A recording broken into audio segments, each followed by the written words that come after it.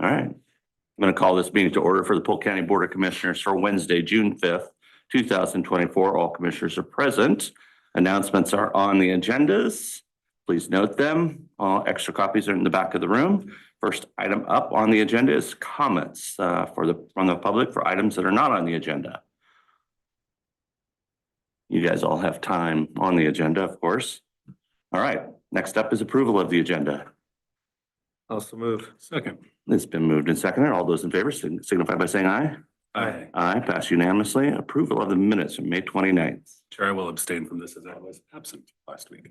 Also move. And I'll second. All those in favor signify by saying aye. Aye. Aye. Approval of consent calendar. I'll move to approve the consent calendar. Also move. It's been moved and seconded. All those in favor signify by saying aye. Aye. Aye. Okay, we're ready for our Veteran Service Office update. Brent, Eric, Nikki, Andrew, what are you gonna do? Crew's coming up. I'm just here to be supportive. Okay. You guys know you like to hear updates from departments. Our department has many different facets. So at your request, we've divided those up throughout the year. So today it's all about the Veteran Service Office.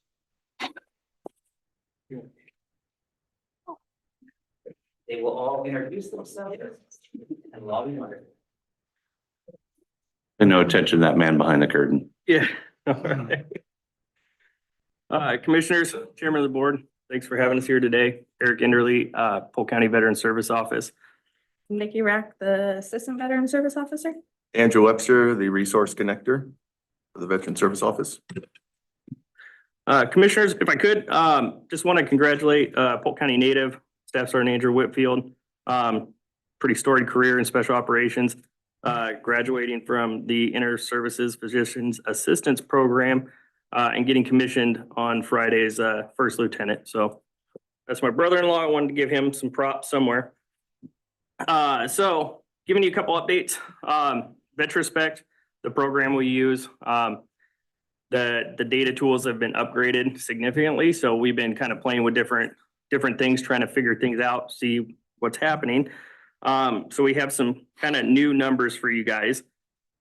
One of the ones that's probably more important is, first off, $24 million in monthly payments to veterans here in Polk County annually, because what we did. If we stop working today, $24 million will come into the county for those veterans. Of the 818 claims we filed since this fiscal year, 56% of them have been decided already. What that means is these guys are doing phenomenal work. Nikki and Andrew make that office spin, and it shows for our clients that we serve. What that means though is at any time we have, somewhere in the neighborhood of 400 pending cases between our office. So quite the volume. And can I interrupt you for a second? And so bring that Google Earth down to a day in the life that an individual, just an average individual case. What does that mean? It means a lot. There's no short questions or quick questions. And typically the answer is it depends, right? There's a lot of variability, and what we're seeing is kind of a rapidly evolving landscape in terms of benefits, because a lot of the stuff was written into law, and it's just now they're kind of sorting out what that actually means for the vet. So I would say probably fairly is, in most days that we see a client for an hour, there's at a minimum 2 hours of work that's going to go on afterwards. Then with those, somewhere in the neighborhood of 400 to 500 claims sitting there at any time, they could be calling you because now the VA's, asked them for something or sent them something, and we need to be ready to respond and kind of explain what the next step is. The VA is notorious for hurry up and wait. And oftentimes the hurry up is they haven't said or done anything in months. And now you've got 30 days to respond with some substance. So that's, and it's, like I said, that rapidly evolving piece is just tough because what was truth on Monday may not be on Friday. So trying to keep all your ducks in a row and what that person has, what they've submitted. The other piece that it means is you know, let's say there's kind of three ways to explain something in the medical field. The VA has their own criteria that's totally different that you need to take and interpret this person's very complex medical condition, whether it's heart disease, kidney failure, things like that, and decipher what is going on with them in reality based on their medical records and where does that fit in the VA's rating criteria. I can tell you the one I left and walked away from last night at the end of the day was the veteran was service connected for a surgical scar on his lumbar spine. They denied the actual back condition. I'm not even certain how you respond reasonably, and that's why It was we. a service related Correct, correct. They said the scar was, but not the back injury that produced the scar.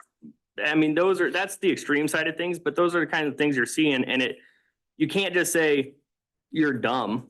You know, that's not a valid argument to, you know, send back.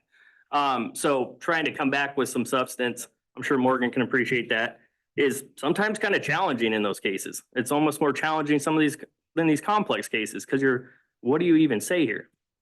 You know, lost for words, which is not often. The other thing too is if you look with our current veteran demographics, predominantly older.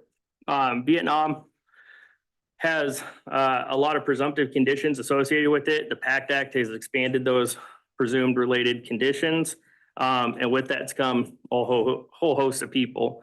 There's also a lot of now survivors coming to see us, you know, after the fact, maybe several years. And so trying to recreate some of those things to help them is another piece that's really taken some time. So let's see, as a result of the grant we got this last year, Andrew was shifted to full-time connector for Gales Lodge. We've already seen that pay dividends. We've had 6 folks move to permanent housing this year. He's working with the guys pretty extensively and having some follow-up with guys. Afterwards now, we're just kind of finishing and finalizing what that looks like in terms of case management, because we want to be there to help, not do for them, right? We want to give you tools, whatever those tools are you need to succeed, but you run the tools, right? We just got done with some beautification, if you would, after the patio was installed there, and got it leveled out, and we'll have a garden this summer with some nice grass instead of a lumpy kind of hodgepodge yard there. So, let's see what else. Any specific questions I can answer for you folks today? Yeah, so when I asked the question about coming down to ground level on a day in the life of, I guess the next question I would have is, so you say you have 400 cases roughly pending at any given time. Are you still seeing new accounts, new faces? I mean, on a regular basis, folks that have never been in the Veteran Service Office before? And are any of those Vietnam era? Yes. Yeah. It's so fascinating that we still have people just now realizing that they can seek help. So, you know, I'd like to explore that a little bit with you guys and hear more about what is that? What is that like? And why does that happen? I think for the biggest part is the pride. You know, veterans feel a lot of the times like by them going in seeking benefits and resources and whatnot, they're actually taking away from other veterans, you know, that quote unquote deserve it more than they do. And that's kind of the stigma we're trying to, you know, to get out of the system, basically. Like, no, you're not taking away from other veterans. You're getting the benefits and resources that you need. And if anything, you're taking away from the military contracting money that's going overseas, because it comes from the same pool, basically. So it's a lot of veterans we're seeing. I mean, we have walk-ins, probably at least I see probably 3 or 4 walk-ins a day. Just guys checking in, being like, hey, didn't know this was here. What do you guys do? You know, so we kind of go through, you know, and reiterate what we do, what resources are out there, what benefits are out there. And I think it's paid dividends, especially over the last couple of years, for sure. And I don't see it here, but what's your count of total veterans that you're providing service or help to right now in Polk County? So folks we've worked with since opening, it's 2,500, and then another 500 that have since passed. So we're probably talking in the neighborhood of just under 3,000 that so far that we've engaged with, supposed population of somewhere in the neighborhood of 6,000 to 7,000. Where does that number come from? Depends. Census data, there's census, US Veterans, Department of Veterans Affairs. I feel like Oregon Department of Veterans Affairs, they all have kind of, I mean, they're in the same ballpark, but vastly different numbers. So, Some of those people don't have to live in Polk County either, correct. so some of those are. Yeah. Very Okay, good. do you have a sense of, to that point, do you have Yeah. a sense of how many outside Polk County? Yes, to a degree. That number has been kind of coming down as the PACT Act's increased. It's, we've had to kind of take the stance of, hey, Andrew does a phenomenal job with folks, because it's that, telephone mentality. You had a good experience, so you're gonna tell, John that you had a good experience, call them. And oftentimes what Andrew's doing with folks is kind of figuring out what they need and then, directing them more locally, making sure they know that option exists. And there's some folks that, they may not like us and they may not like the person we're in their county, right? So that's how they end up with us. It's kind of that, I don't want to go there, so I'll go here. But we, Funding doesn't follow the veteran. no, correct. Yeah. Eric, you and I spoke a Mhm. few months back about medical hardships Mhm. for the veterans and travel time. Mhm. Have you heard anything, That- changes on that? We've made some calls. Turns out it's the federal government and there's quite a layer of bureaucracy and nobody can actually answer that question at the levels we've reached. Some folks have said that sounds like it could be plausible. But it's one of those, has to keep climbing up the hill, I guess, is kind of where we've settled at it today. And what do we do for the veteran that has a hard time getting a ride to the doctor? Is there any kind of opportunity he can make a phone call or anything to Yeah. get that help? Yeah, so typically if somebody calls us and says, hey, I gotta get to this appointment, medical appointment. We have some really great volunteer folks that have said, hey, give me a shout. And so we'll coordinate with those folks. It's, we've even helped, at times pay for like Uber or Lyft or medical transport services. Just to make sure the vet can get to those appointments, especially on the claim side. Those are, you don't want to miss those and it's really hard to reschedule those, right? So we will do whatever we can within our power to make sure, because they've already done kind of the hard work. They've already come down and seen us. We've already done all the paperwork. We've done everything. It's just show up. So typically we can find some sort of resource in the community. It's just hard to tell somebody, yeah, you can call us and we'll get you a ride because we don't know, right? But at least work through, our local resources. Follow up to Lyle's Mm. question. Do any of those other kind of ancillary services trigger restrictions on the VA benefit side as far as income requirements and Mm. things like that? Are you pretty free to sort of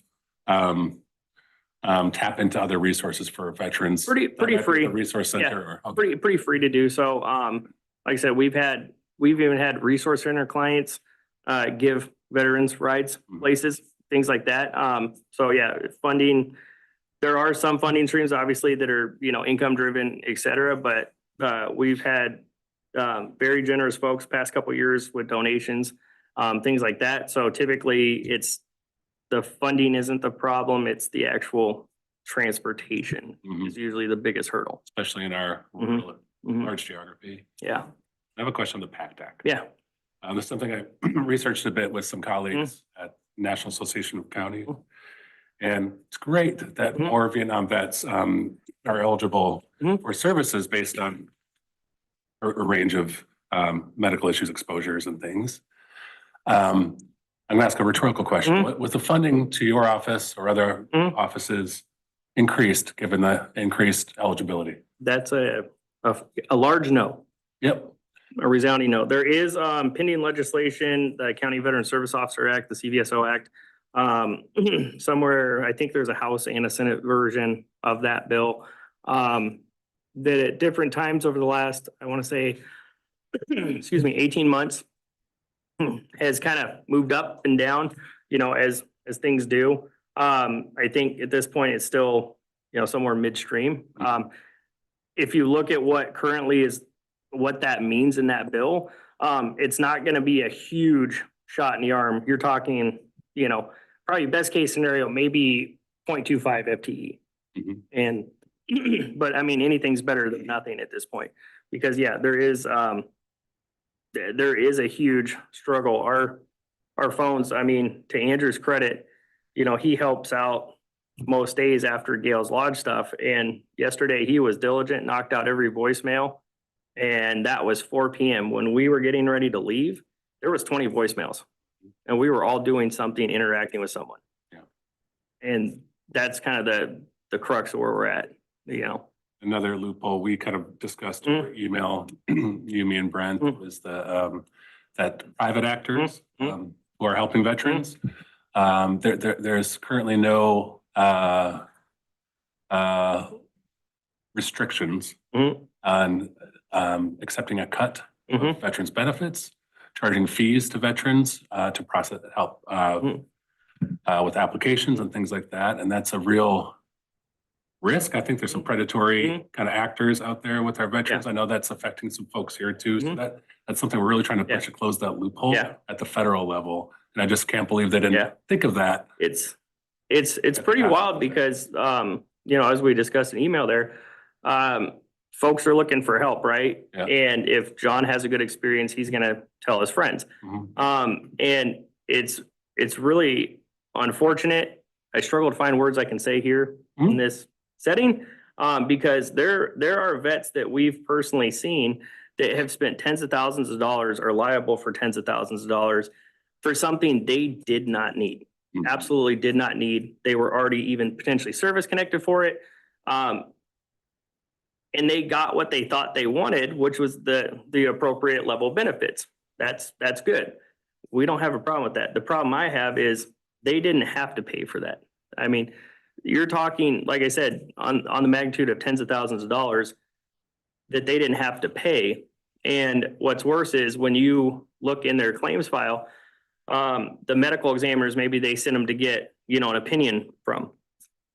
They don't outright call them, fraudulent, but they use every other word besides that. So that medical examination that they probably on average paid $500 for is trash. Wow.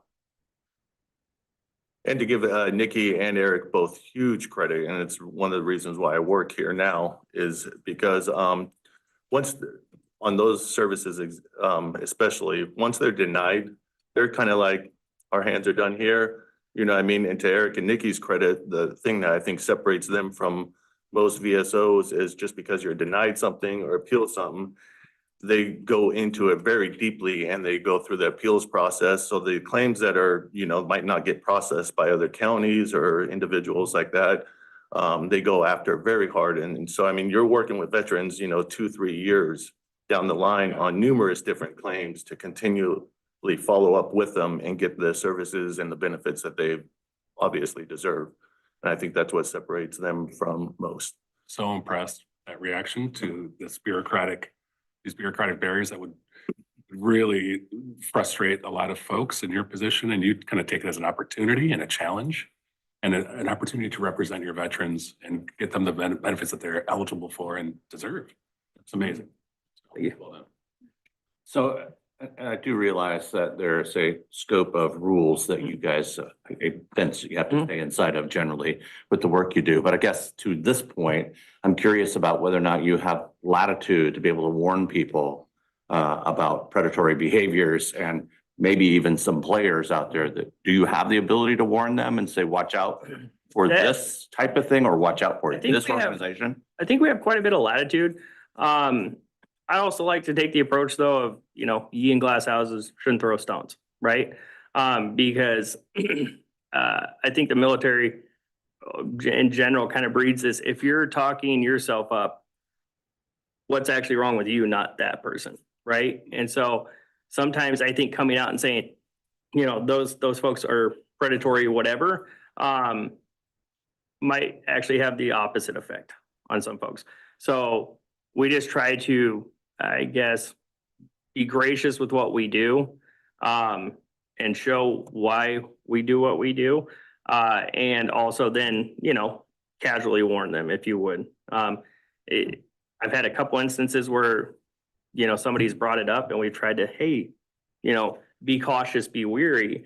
And the first thing they did was run over there. It's like the kid, don't touch that, it's hot. They have to burn their hand to find out, oh, that's hot. And they come back and say, oh God, you were right.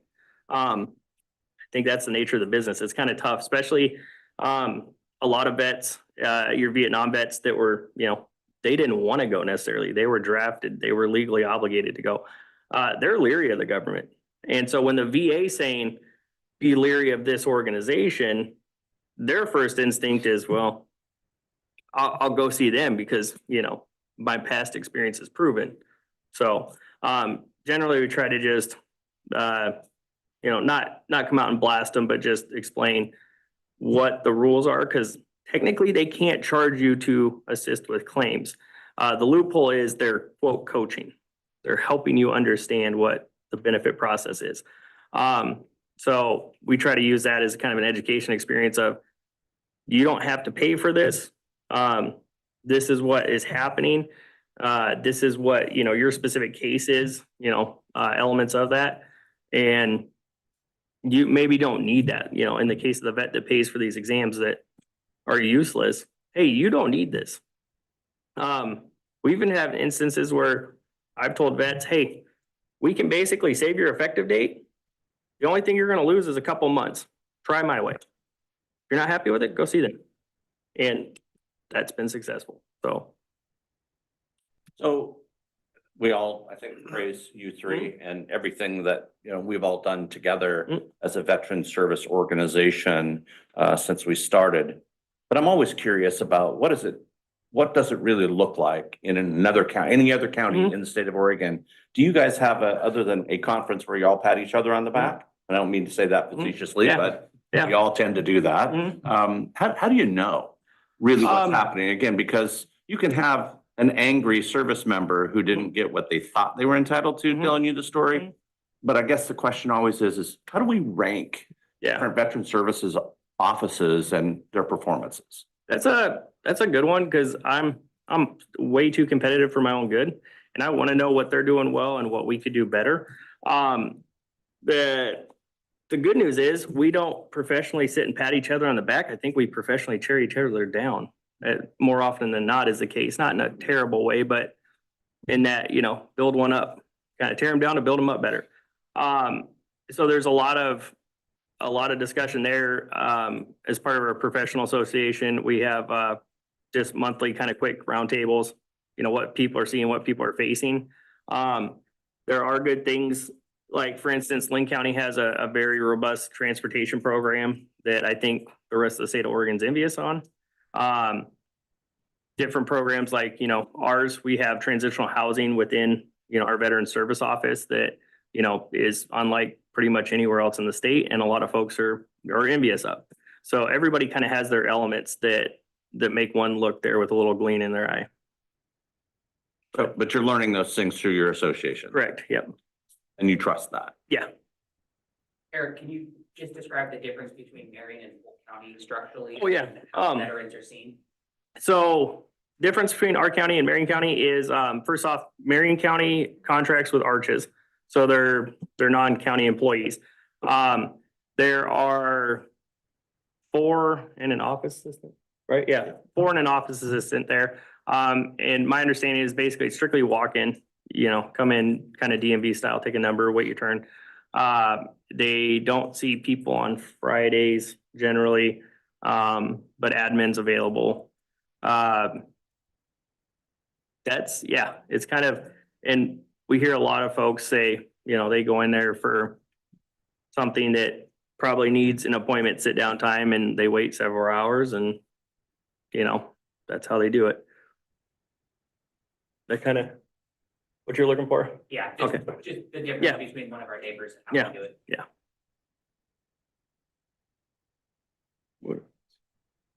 We need Nikki top time. All right, we asked her before she came. Here, you can talk all you want. Anything specific? You had something in a presentation that we need to give you. I would like Nikki to just briefly mention kind of our growing female vet population and the dynamic having Nikki there provides. So I guess on that point, one thing we've seen is Marion County doesn't have a female veteran service officer. So a lot of veterans will call in and say, hey, I waited all day. I don't feel comfortable with the male population that works there. So I kind of make the justification that they can't come to Polk County. So I end up seeing any female veteran that doesn't feel comfortable, from our surrounding neighbors. So, Marion County is one that I see a lot of female veterans. They're like, I just didn't feel comfortable. I waited all day. So I'm like, okay, let's get you on the calendar. Let's have you come in for an appointment. They act a little shocked because they're used to Marion County. I'm going to come in and sit and wait. So then they come in and meet with me instead. Female veteran service officers, do you guys know, are in Oregon? Is it a low number? It's Actually it's not. not as low as you would think, but it's still proportionally male. That would probably change over time, Yeah. give more participation. Yeah. In the military as Mhm. they age. One, I think it's important too to point out that especially with kind of the focus that the VA has put on, especially over the last 5 years on military sexual trauma. That's a big, kind of uprising basically of things that got pushed aside. Women are starting to, especially women veterans, are starting to feel a lot more comfortable. So between that population, especially like the surviving spouses, it's Nikki's just a really bright spot to be able to put somebody, in front of that they feel really comfortable with and, can unload the feelings, if they don't feel comfortable with, Eric. I know he does a tremendous job. He is a very emotional guy. So he has that good rapport with them, but it gives the office something, I think a little special that, most don't have. I have quite a few retired veterans that were commanding officers that their men still call them today, frustrated with the VSO. And they comment the jobs you guys do because they run over to Marion County or Yamhill County or Lynn Benton. And they just keep running into one wall after another and all the reasons why they can't. They walk in your office and you explain to them how they can. Oh, great job. The reputation precedes itself. Pretty awesome.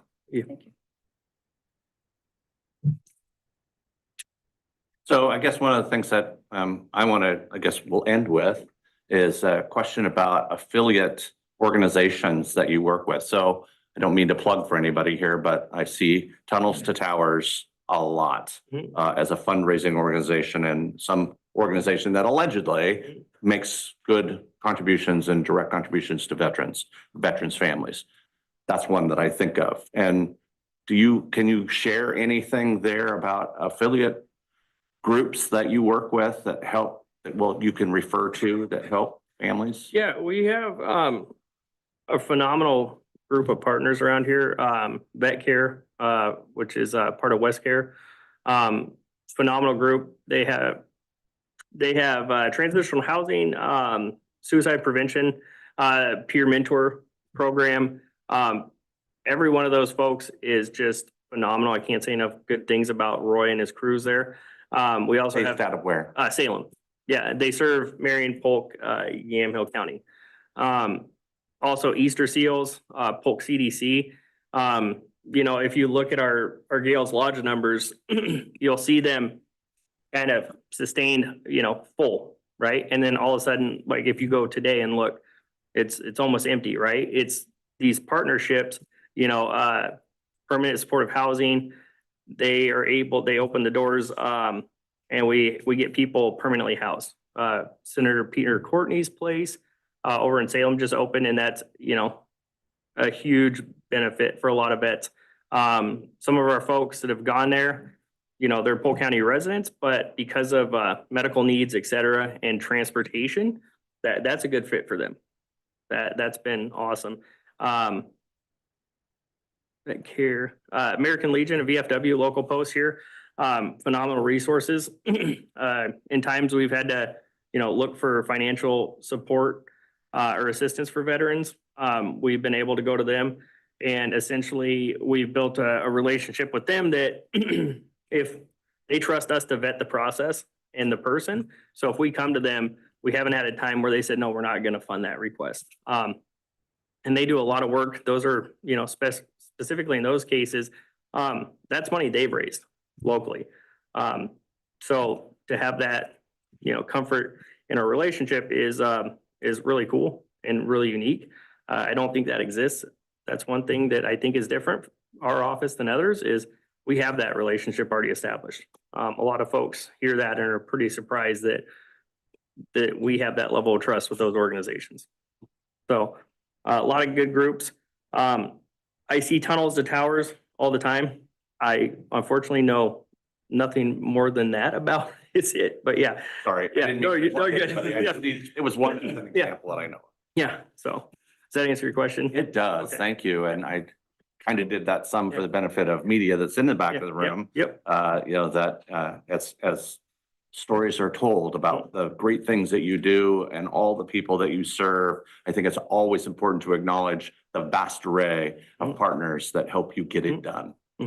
Well, and us being in the family community outreach too, such as the homeless prevention team, Ryan Pollard and Grace Aiken, you know, they're part of that team. That's another inside of our building partnership that's important because, you know, when there's benefits or resources we can't get from other, you know, community partners or whatnot, we have a lot of things in our building right now that we can go through Arches, these other, you know, groups, and basically that makes the job a lot easier for sure. And they do a tremendous job as far as outreaching to the community. So our veteran population in Gales Lodge is really low right now. That should be a testament to the FCO crew too, that go out of their way to, you know, get people housed in where they need to be. You know, we're not trying to create a homeless veteran problem in Polk County that's not there. So I think it's important to, you know, give the recognition there as well for the overall partnerships. You guys have done a phenomenal job of integrating into the FCO culture. And I'm so grateful that we have you all together in that culture. It's not really about the building, but can you imagine how much harder your job would be if you did not have that co-location culture and the ability just to reach across the hall, if you will. It's absolutely vital. So, yeah, I talk it up a lot. I think we all do. You know, in every place that we go, including to DC, right? To talk about, well, gee, we don't have that experience. Here's what we do in Polk County. So good job. Thank you. Thank you. Thanks so much. Thank you. Thanks for your time, guys. All right, Mr. Brent. Now you do have to come forward, I think.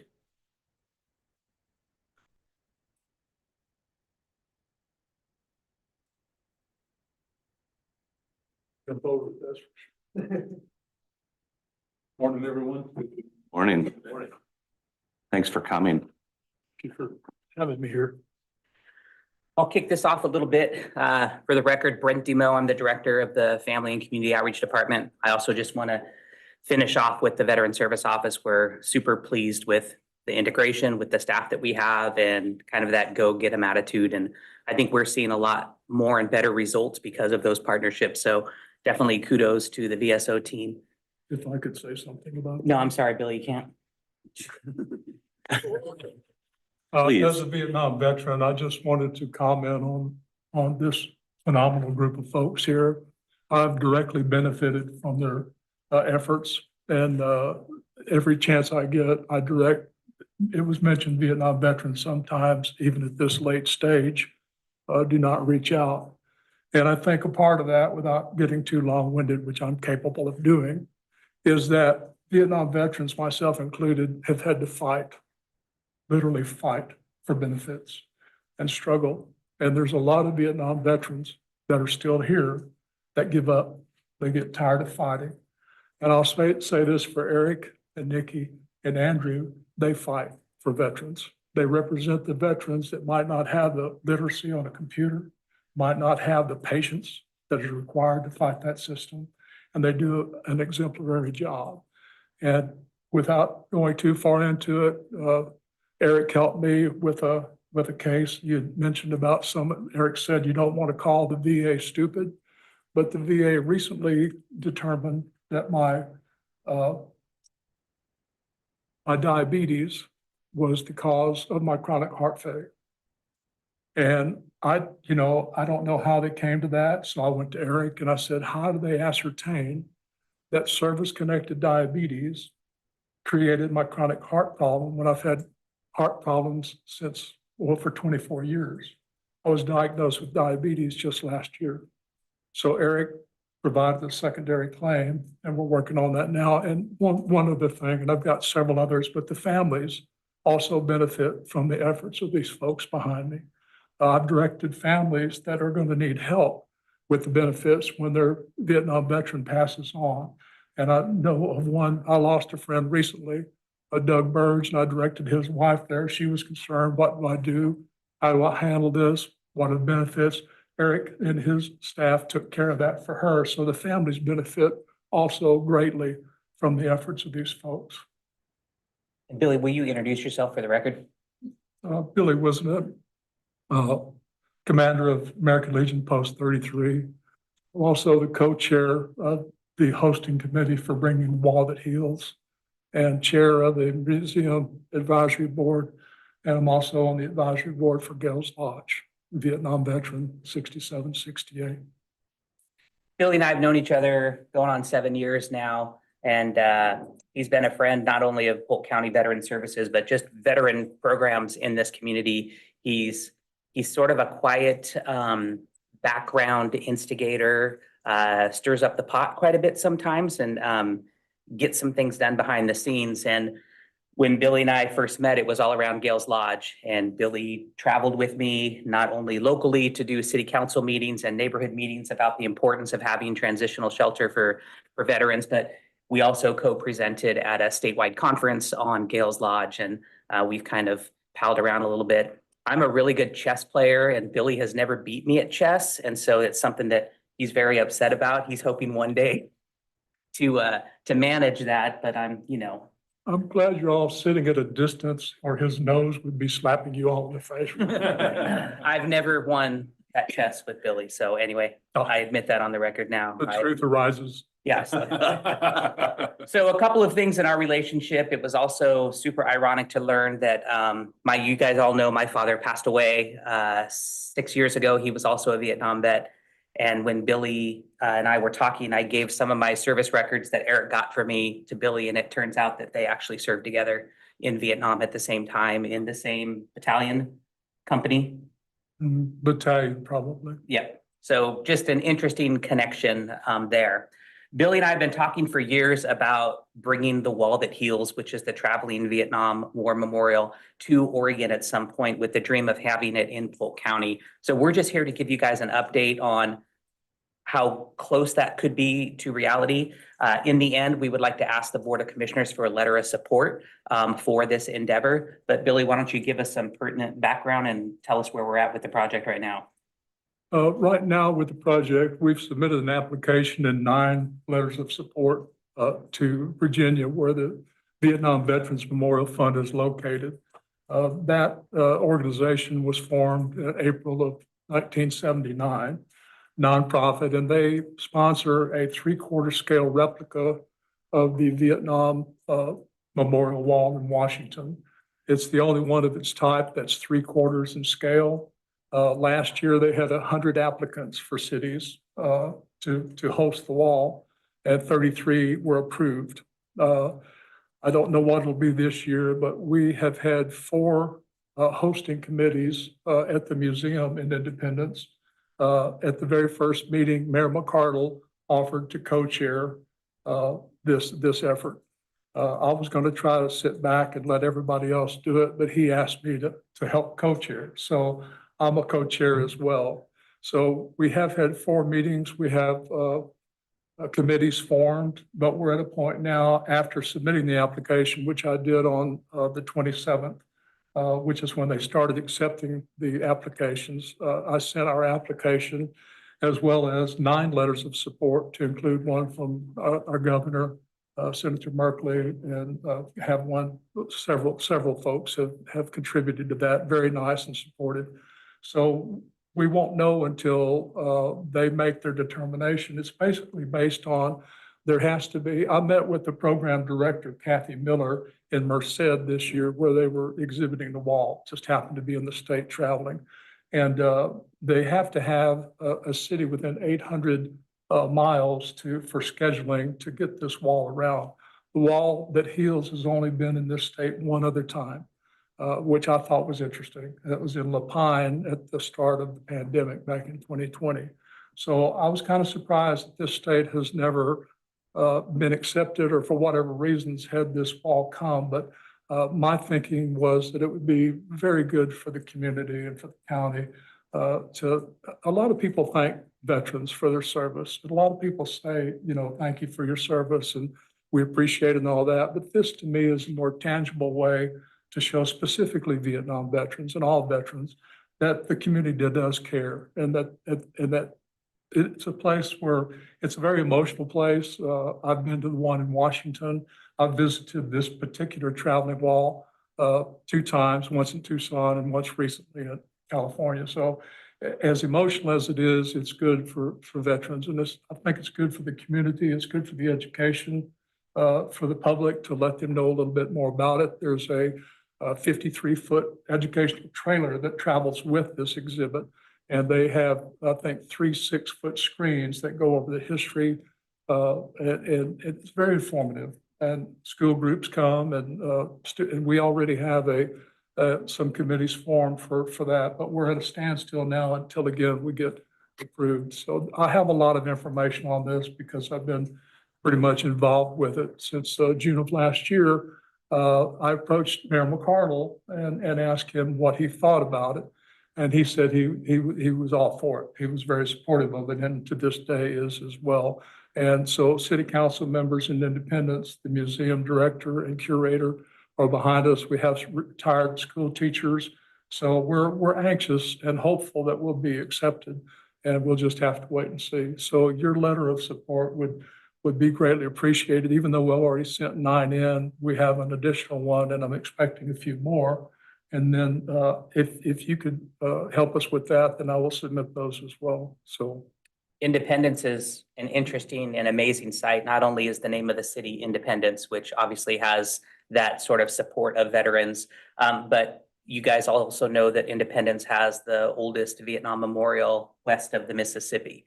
That, together with the Veteran Service Office and Billy doing the Veteran of the Month program, which is also housed right there at that Vietnam memorial in Independence. When there is a deceased Polk County veteran, Billy gets all of that information to Nikki, and she creates a flyer, and then that family has a service there, and that veteran is displayed there for a month on the corner. And then at the end of the month, there's another ceremony. The flag is given to that family, and we post another veteran there.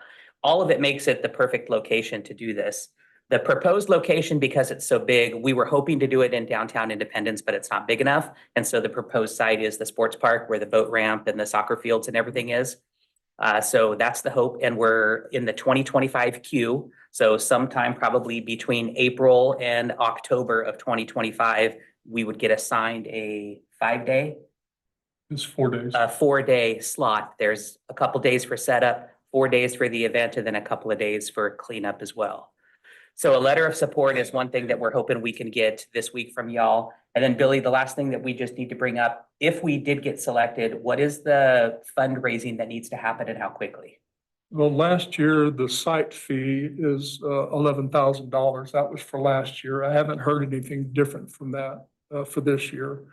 In addition to that, there would be additional expenses in porta potties, traffic control. It's all a volunteer effort from the community, and I don't think we'll have any problem with that.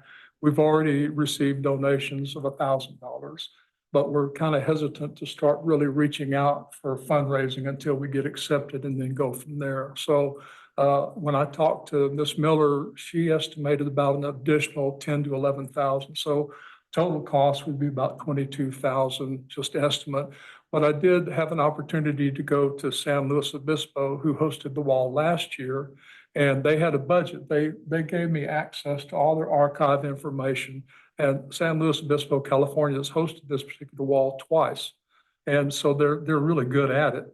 And I found that in their budget, they had allowed so much for porta cans, so much for this, so much for that, but most of those services were donated. So the additional funds that they had collected in donations, they gave back to the museum. It's the Veterans Museum there in San Luis Obispo. It's a very nice first-rate kind of a place. So I had the great opportunity to get all that information ahead of time. So probably 22,000.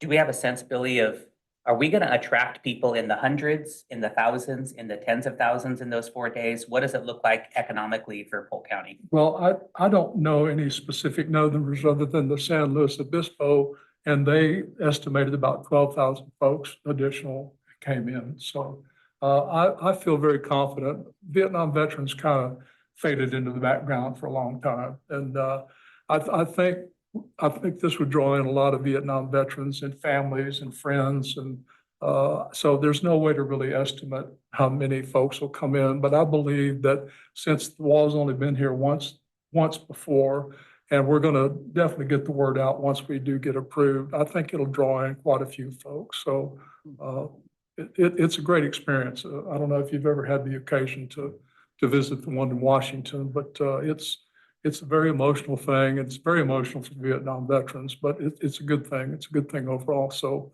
probably, to use a little East Texas vernacular, probably it'll draw in a lot of folks. So just a couple of questions. What is the actual size of the wall that they? The wall is actually it's in a V shape from corner to corner. It's 385 feet, and the depth of it is 85 feet. And that's at a 125-degree angle. They have different angles that you can display it at, but that's the full angle. It's illuminated LED 24 hours a day, manned by volunteers, and it's open to the public, no charge, handicap accessible. When I visited in Tucson, I was there with a Vietnam friend who's passed away as well.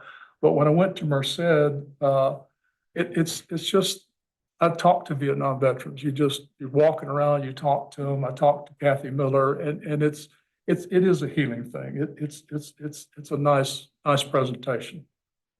So what do you think the man hours is required in the number of people to assemble this and then to tear down? They request in their literature on the overview 128 volunteers. However, in talking with Kathy, at least 40 able-bodied folks can put it together. So a minimum of 40.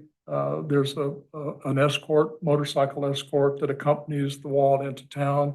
We already have an escort captain who's worked with the Vietnam Veterans Motorcycle Club. So he has a lot of connections, and I know some folks in motorcycles too. So probably a minimum of 40.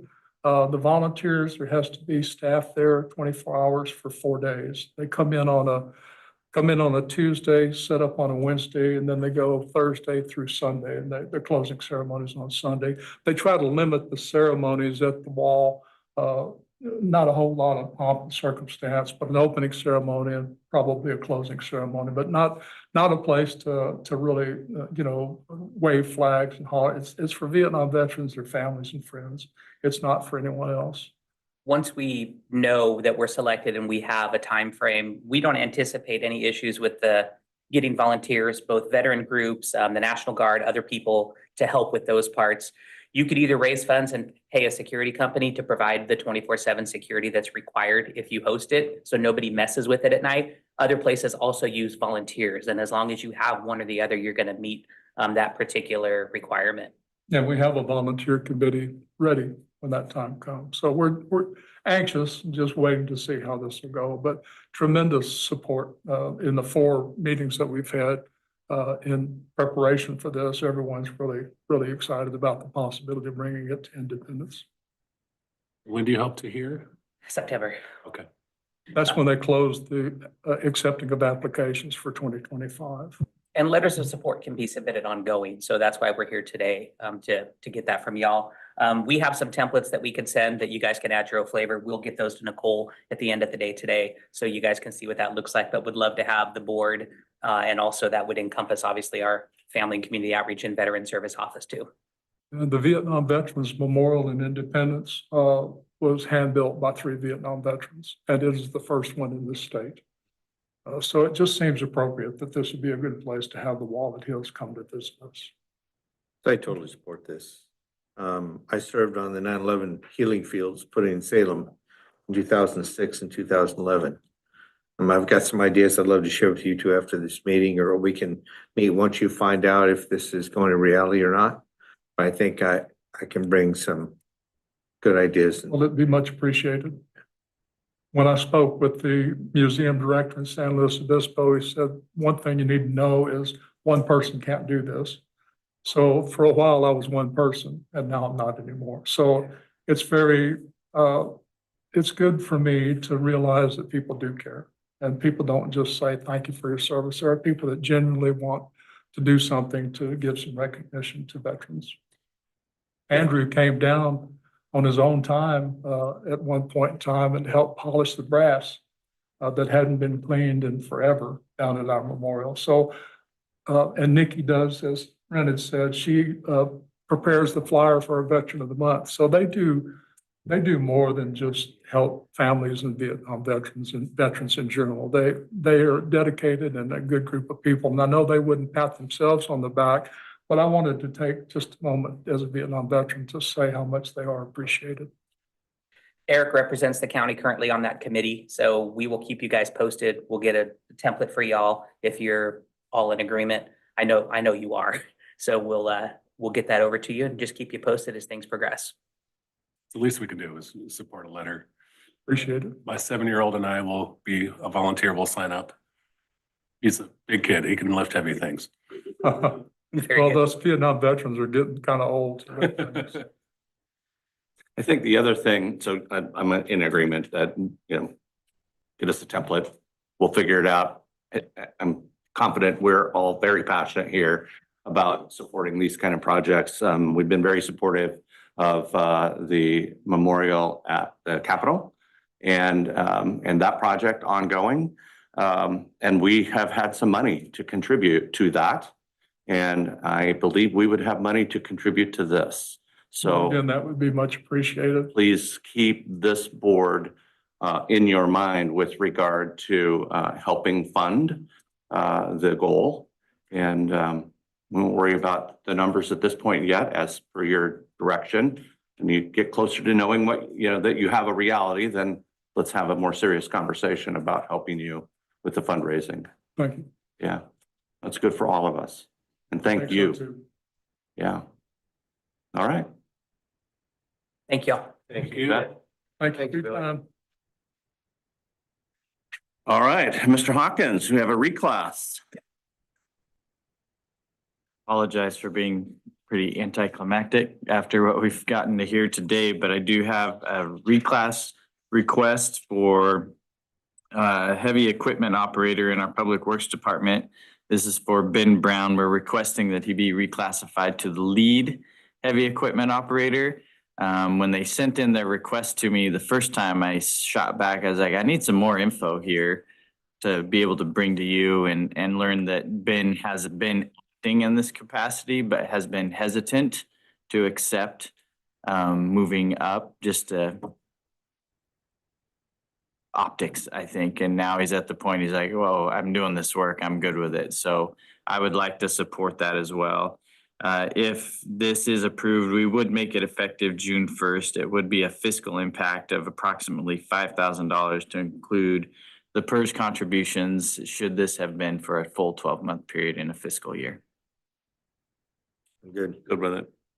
Thank you very much. All right. Mr. Smith, second reading. Yes, thank you, Commissioners. This is the second reading of ordinance number 24-04 in the matter of enacting amendments to Chapter 70 of the Polk County Code of Ordinances. Specifically, the Polk County Board of Commissioners ordains as follows. The Polk County Code of Ordinances amended by the enactment of amendments to a chapter 70, specifically section 70.0714 and 70.0801 of the Polk County Code of Ordinances as it currently reads is hereby replaced with new provisions which reads in full in the attachment, which I will get to. Should any portion or section or portion of this ordinance be held unlawful and unenforceable by any court of competent jurisdiction, such decision shall apply only to the specific sections or portion thereof directly specified in the decision. All other sections or portions of this ordinance shall remain in full force and effect. The ordinance being immediately necessary to protect the public safety and property, emergency is declared and this ordinance is effective immediately on passage.